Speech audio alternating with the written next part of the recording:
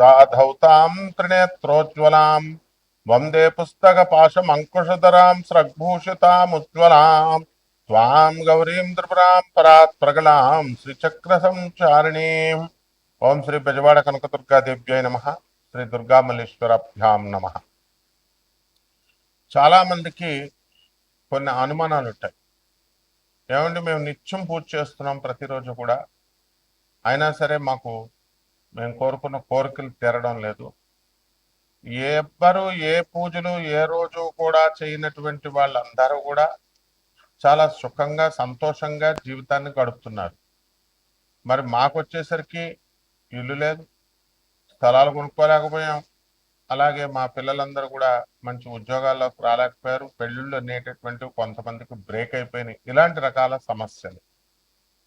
ఈ సమస్యల కోసమని మేము కొంతమంది జ్యోతిష్కుల దగ్గరికి వెళ్తే వాళ్ళు రెమెడీస్ పేరుతో లక్షల రూపాయలని మా దగ్గర నుంచి తీసుకొని హోమాలు చేశారు, ఆ తర్వాత పూజలు జరిపించారు. ఇవన్నీ కూడా జరిగినాయి. అయితే మరి మాకు ఫలితాలు ఎందుకు రావడం లేదండి అనేటటువంటి డౌట్ చాలా మందికి ఉంటుంది. అది కేవలము దానికి ఆన్సర్ ఏంటంటే మీ తప్పే. ఎలా అంటే ఎవరు చెప్పరు ఎవరు మంచి గురువులు ఎవరు చెడ్డ గురువులు. మంచి గురువు ఎప్పుడు కూడా నేను మంచి గురువుని అని చెప్పుకోడు, అసలు నేను గురువునే అని చెప్పుకోడు ఆయన. షిరిడి సాయినాథుడు, దత్తాత్రేయులు వారు, నాథ సాంప్రదాయంలో వీళ్ళంతా మత్స్యేంద్రుడు, వీళ్ళంతా కూడా శ్రీపాద వల్లభుడు వచ్చి గురుదేవులు రెండవ అవతారమైనటువంటి దత్తాత్రేయ రెండవ అవతారమైనటువంటి నృసింహ సరస్వతి స్వాముల వారు వచ్చి నేను నీ గురువును, నా దగ్గరకు రా, నేను నీ సమస్యలు తీరుస్తానని ఎక్కడన్నా చెప్పినట్టు గురు చరిత్రలో ఉందా, లేదా శ్రీపాద వల్లభ చరిత్రలో ఉందా? చెప్పుకో.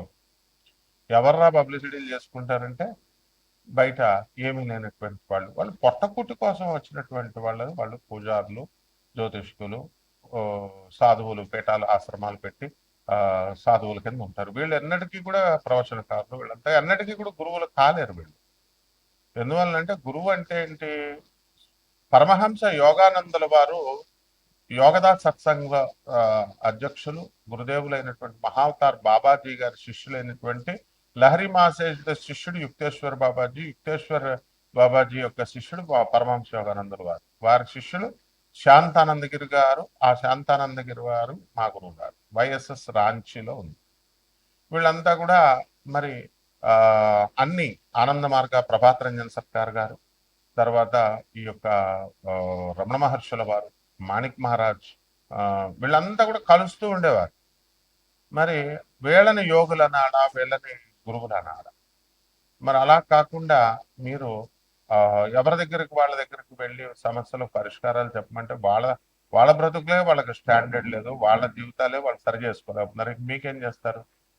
పరమహంస యోగానందుల వారు మాత్రం క్లియర్ గా చెప్పారు what is the definition of a guru అని. A guru should be designated by the God.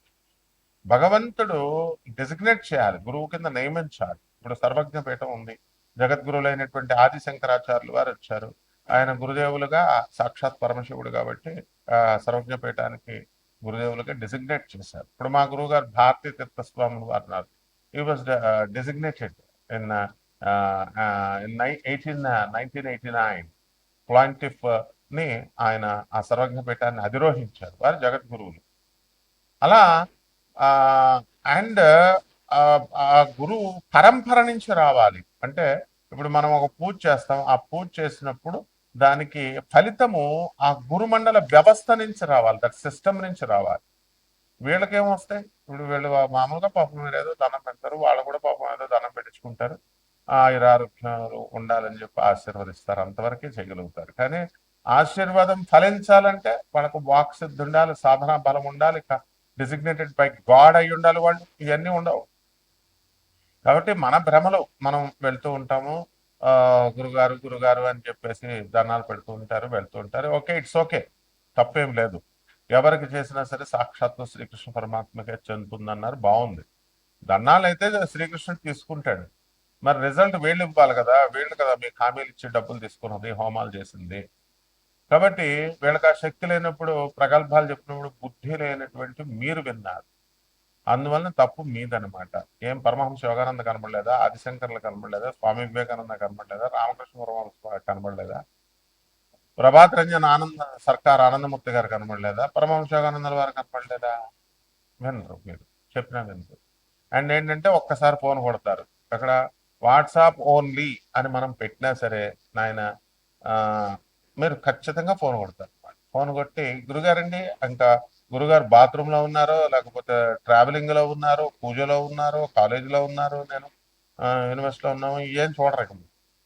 కొట్టేస్తే మీరు కొట్టేసిన టైంకి మేము ఎత్తేయాలి, ఎత్తేసి మేము చెప్పేసేయాలి. ఆ తర్వాత చేయమంటే ఇంక మళ్ళీ చేయడాలు ఉండవు. ఇక్కడ వాట్సాప్ పెట్టమంటే పెట్టడాలు ఉండవు. మంత్రాలు తీసుకుంటారు, దాని ఫాలో అప్ చెప్పరు. ఫాలో అప్ చెప్పంటారా అంటే గంట గంటకు ఫాలో అప్ చేసి గురుగారు ఇప్పుడు స్టార్ట్ చేస్తున్నానండి, తర్వాత రేపు స్టార్ట్ చేస్తానండి. ఇయ్యా ఒక పరంపరలో వెళ్ళాలి. ఒక తర్వాత ఏమన్నా తిడితే అలిగేస్తారు. ఆ, మీకు కావాల్సిన యక్షిణి మంత్రాలు, యక్షిణి చీల్చేస్తుంది. యక్షిణి అంటే ఏంటనుకుంటున్నారు? ఈ యూట్యూబ్ లో ఉన్నటువంటి యక్షిణి దేవతల గురించి చెప్పిన వాళ్ళకి వీళ్ళకి ఏం తెలియదు. అది యక్షిణి ఒక ఆత్మ అంటాడు, ఒకడు చచ్చిపోయిన ఆత్మ ఒకడు అయిపోయింది అంటాడు. వాడేమో సిద్ధి పొందేసిందని ఆ ఛానల్ వాళ్ళు ప్రచారం, మనం వెళ్ళడం మానేస్తే ఆ ఛానల్ వాళ్ళు ప్రచారం, ఇలా రకరకాలుగా. ఈ యక్షిణి అనేటటువంటిది మలమూత్రాలు తినాలంటాడు ఇంకొక దౌర్భాగ్యుడు. ఆ తర్వాత రొమాన్స్ చేస్తుంది మీకు అర్ధరాత్రులు వచ్చి అని చెప్తాడు ఇంకొక రాస్కల్. ఇదే యక్షిణి దేవతల గురించి చెప్పింది. వాళ్ళ పేర్లోనే ఉంది దేవతలు అని. యక్షిణి దేవతలు అని, యక్ష గంధర్వ కిన్నెర కింపురుష దేవతలు. వీళ్ళకి ఎందుకు ఈ సాధన కఠినమైనటువంటిది అని అంటే మనకి ఆ అవి చాలా మామూలు మిగతా దేవతలందరూ కూడా నువ్వు స్నానం చేసి చేయకపోయినా పూజ, స్నానం చేసి చేసినా స్నానం చేయకుండా చేసినా వాళ్ళు ఏమనుకోరు. నైవేద్యాలు నువ్వు ఎలా చేసినా ఏం చేసినా శుభ్రత మడి మడి అని మడి బట్టలు కట్టేసుకోవడం కాదు. మడి అంటే ఏంటి? ఈ మధ్య కాలంలో బిల్డప్ ఎక్కువైపోయింది. మడి భోజనాలు అంటాడు ఒకడు. ట్రస్ట్ పెట్టేస్తున్నాం, మడి భోజనాలు చేసేస్తాం, కింద ఆ, ఉపన్యాసాలు ఇచ్చేస్తాం, డొనేషన్స్ ఇచ్చేయండి. ఆ, ఇక్కడ కాశీలో ఎవడో అనామకుడు, వాడు ఎవడో కట్టేవాడు, అంతకుముందు అరుణాచలం గురించి పబ్లిసిటీ చేశాడు ఆయన. తర్వాత అందులో ఎవడో ఒకడో వాళ్ళందరూ డబ్బులు ఇచ్చారు, వాడు మాయమైపోయాడు, వాడు అక్కడ వర్క్స్ ఏం జరగల. Is the way. తర్వాత ఇంకొకడు ఆ మడి కట్టుకుంటున్నామండి, మడి పూజల్లో ఉన్నామండి, మడి భోజనాల్లో ఉన్నామండి, ఇవన్నీ బిల్డప్ చీరేస్తుంది యక్షిణీ దేవత. యక్షిణీ దేవత ఏంటంటే మనకి కోపం అధికంగా ఉంటుంది, at the same time very disciplined. సాధన చేసేటటువంటి వాడు మినిమం శుభ్రం ఉండాలి, శుభ్రత కలిగి ఉండాలి. అంటే స్నానం చేసేస్తే సరిపోతుందా అంటే నీ యొక్క మంచి బుద్ధులు ఇవన్నీ కూడా చూస్తున్నాను. తర్వాత ఈ యొక్క మంచి బుద్ధులు, ఈ మినిమం పవిత్రత పాటించాలి. And you should respect her. You should ఆమెను గౌరవించాలి, ఆమె మంత్రాన్ని గౌరవించాలి, ఆమె ప్రజెన్స్ వస్తుందని నమ్మాలి నువ్వు. ఆమెను ఎక్కడ అగౌరవపరిచినా సరే నేను చీల్చేస్తుంది. కాబట్టి ఆ ఈ ఈ విధవలేమో నువ్వు లవ్ చేయి, కామాతురణం నా లజ్జ నా భయం అని, ఈ విధవలకే బుద్ధి లేదు అసలు చెప్పే విధవలకి. కామంతో అర్ధరాత్రులు వస్తుంది, మేముతో రొమాన్స్ చేస్తుంది, మీ ఆవిడ ముట్టుకోనివ్వదు, అంత నాన్ సెన్స్ అంతా చెప్తారు. ఏదో వీళ్ళేదో యక్షిణి సాధన చేస్తారు. ప్రపంచంలో ఎవడో చేయలేదు యక్షిణి సాధన, నేను తప్ప. సో ఇది గుర్తుపెట్టుకోండి. ఎందువలనంటే ఆ సిద్ధి, ఆ యొక్క లక్షణాలు ఇవన్నీ కూడా మనకి ఆ, చెప్పేటటువంటి మాటలను బట్టి అర్థం అవుతాయి మనకి, మీరు తెలుసుకోవాలి అది. సో అటువంటి యక్షిణి మాత్రం దగ్గర మీరు డిస్రెస్పెక్ట్ ఇవ్వకుండా, ఆ, తర్వాత ఆమె పట్ల అగౌరవంగా ప్రవర్తించకుండా, అసభ్యకరంగా ప్రవర్తించకుండా, ఆ, ఇలా మీరు చేసుకున్నప్పుడు తప్పకుండా ఆమె భౌతికమైనటువంటి వరాలను ఇచ్చేటటువంటి దేవత కాబట్టి అద్భుతమైనటువంటి డబ్బుని సంపదని ఇస్తుంది. ఇక ఇంకా కొంతమంది దశమహావిద్యలు నేర్పండి అంటారు. నేర్పేయడమే ఇదేంటి, ఏమైనా ఫిజిక్స్ కెమిస్ట్రీ మ్యాథ్స్ ట్యూషన్ ఇస్తే వచ్చేసేది. ఐఐటి ఇచ్చేస్తామని చెప్తారు నారాయణ శ్రీ చైతన్య వాళ్ళు, ఏదో ఐఐటి సీట్లు వీళ్ళ చేతుల్లో ఉన్నట్టు మేము ఇప్పించేస్తాం. ఆకాష్, ఐఐటి ఫిడ్జి అంతా ఐఐటి చేత వాళ్ళ వాళ్ళ కౌన్సిలర్లు చెప్తారు ఐఐటి ఇచ్చేస్తామండి డైరెక్ట్ సీటు. అసలు MRPTC act, monopolies restrictive trade practices act ప్రకారము ఎవరైతే గ్యారంటీ ఇస్తారో వాళ్ళ బొక్కలు వేసేయచ్చు అనమాట. ఇవన్నీ తెలుసుకోవాలి మీరు. అలాగే ఈ యొక్క దశమహావిద్యలు ఇచ్చేయండి. దశమహావిద్యలకు మీరు డిసిప్లిన్ రావాలా? తిడితే మీరు పడాలి, గురువుకే ఎదిరిస్తారు మీరు. డేట్ ఆఫ్ బర్త్లు చెప్తారు, చెప్పేసేయండి ఫోన్లో అంటారు. ఇవన్నీ కాదు. అలాగే కోటాను కోట్ల మంది కామన్ ప్లాట్ఫారం మీద చెప్పబడేటటువంటి రాశులు ఇవి. కాబట్టి రాత్రికి ఒక దౌర్భాగ్యుడు నాకు ఫోన్ చేశాడు. రాత్రికి రాత్రి మారిపోతాయండి, నేను మీ అభిమాని అండి, మీరంటే రెస్పెక్ట్ అండి అంటాడు. బాగానే ఉన్నాడు, చెప్పి సగం చచ్చి అర్థం అవట్లా. ట్రావెలింగ్ లో ఉన్నప్పుడు అప్పుడు కొడతారనమాట. ఏమంటే నిన్నటి దాకా బాగాలేంటే జూన్ 1 వరకు బాలేని జాతకము, జూన్ 2 నుంచి గురుడు మిథున రాశి నుంచి కర్కాటక రాశిలోకి వచ్చేస్తున్నాడు. అర్ధరాత్రికి రాత్రి మారిపోద్ది అంటారు. బుద్ధి లేని విధవ.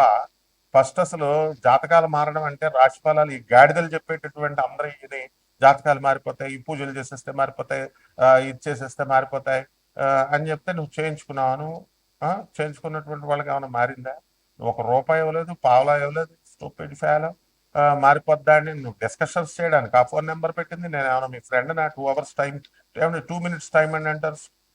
And world number 1 astrologer and 20 countries లో ఉన్న 600 ఆశ్రమాస్కి, ఆనంద్ మార్గ ఆశ్రమానికి, ఆ తర్వాత ఇండియాలో ఉన్నటువంటి 300 ఆశ్రమాలకి రిప్రజెంటేటివ్ గురువుని, ఇంటర్నేషనల్ కోఆర్డినేటర్ని. అరే, పర్సనల్ అపాయింట్మెంట్ అంటారు కొంతమంది. పర్సనల్ అపాయింట్మెంట్ అనేది కుదరదు. బికాస్ యాజ్ ఎ ప్రొఫెసర్ నాకు మొత్తం ఆల్ ఇండియాలో ఉన్నటువంటి స్టూడెంట్స్ మేము చూసుకోవాలి. సివిల్ సర్వీసెస్ ఇలాంటి ఎగ్జామ్స్ రాసేవాళ్ళు ఉంటారు. ఆయన only for IAS, IPS, ministers వాళ్ళకి, ఎమ్మెల్యేలు, ఎంపీలకి వాళ్ళకే సరిపోదు మాకు అపాయింట్మెంట్ ఇవ్వడానికి, మా స్టూడెంట్స్ని చూసుకోవడానికి. కామన్ మ్యాన్ అది హర్ట్ చేయడానికి కాదు. We don't have enough time. అందుకని చెప్తున్నా సరే అర్థం చేసుకోవట్లేదు. సో దీన్ని బట్టి, ఈ యొక్క కర్మలను బట్టి, ఈ ఈ ప్రతి ఒక్కడు కూడా ఈ పూజలు చేయాల్సినటువంటి అవసరం లేదు.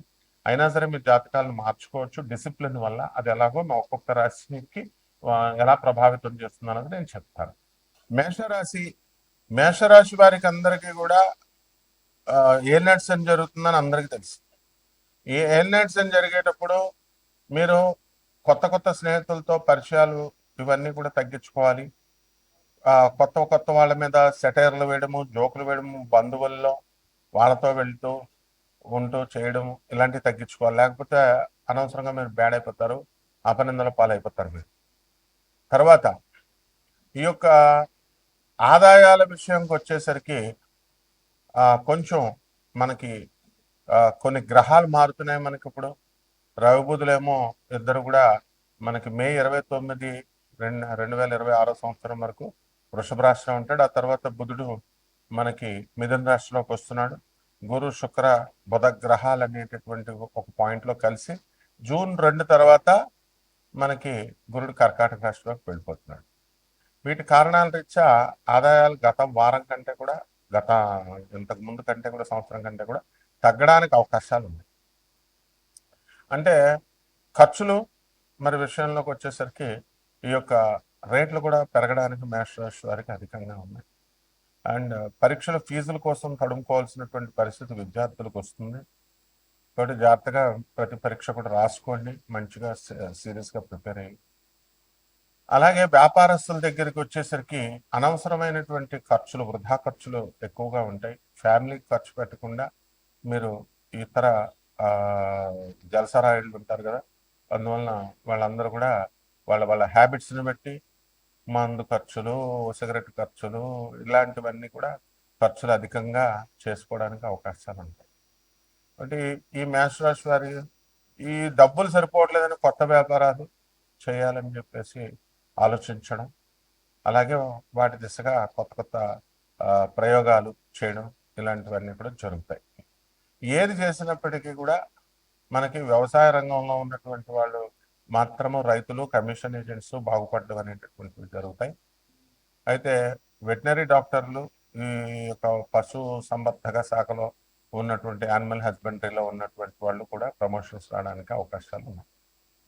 ఇక రెవెన్యూ, కమర్షియల్ ట్యాక్స్ డిపార్ట్మెంట్లు, ఇన్కమ్ ట్యాక్స్, వీళ్ళకు కూడా ప్రమోషన్స్ రావడానికి అవకాశాలు ఉన్నాయి. అయితే ఒక కిరాణా వ్యాపారం నుంచి బట్టల వ్యాపారము, హాస్టల్ వ్యాపారము, ఇలా హోల్సేల్ వ్యాపారం, ఇలా రకరకాల వ్యాపారాలు చేస్తున్నటువంటి వాళ్ళంతా కూడా మనకి వ్యాపారానికి కొంచెం లాభాలు తీయడానికి తెగ ప్రయత్నాలు చేస్తుంటారు. కానీ గత నెల కంటే కూడా కొంచెం తగ్గడం కొంచెం నిరాశపరుస్తుంది. అయితే నెక్స్ట్ మంత్కి ఇంకొంచెం పెరుగుతూ ఉంటుంది. ఇప్పుడు హాస్టల్లో ఉన్నటువంటి విద్యార్థులు, కొత్తగా హాస్టల్ పెట్టినటువంటి వాళ్ళకి 0 నుంచి 90 వరకు వచ్చారు చాలా మాత్రం. ఆ తర్వాత ఇంక పెరుగుతాయి అట్లా.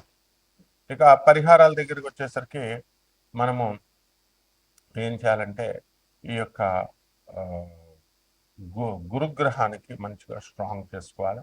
గురు జపం చేసుకోవాలి, గురు స్తోత్రాలు చదవాలి, గురువుకి కిలోంపావు శనగల్ని పసుపు రంగు వస్త్రాలు ఇచ్చి పేద బ్రాహ్మణులకి దానం చేసుకోవడము, దశమహావిద్యల్లో ఒకటైనటువంటి తారా అమ్మవారి యొక్క మంత్ర జపం చేసుకోవడము, ధనదాయుష్ని అమ్మవారి యొక్క పూజ చేసుకోవడము, మంత్ర జపం చేసుకోవడం మీరు ఇవన్నిటి వల్ల. అలాగే ఒక చెట్టుని కంపల్సరీ పెంచాలి. రావి చెట్టుని మీ ఇంట్లో వేసుకోవాలి, కుండీలో వేసి తెచ్చుకోండి. తర్వాత ఏం చేయాలో చెప్తాం మేము. దానికి ప్రదక్షిణాలు చేయమంటే ఎక్కడో గుళాల్లో ఉన్న చెట్లకి వెళ్ళి ప్రదక్షిణాలు చేయడం, నీళ్లు పోయకుండా అట్లాంటివి కాదు. కొత్త చెట్టుని పెంచాలి. పెంచిన తర్వాత పెద్ద అయిన తర్వాత రోడ్డు పైన వేద్దరు కానీ మీ జాతకం బాగోవాలి అనుకుంటే ఇట్లా చేయాల్సిందే, అంతే. శుభమస్తు.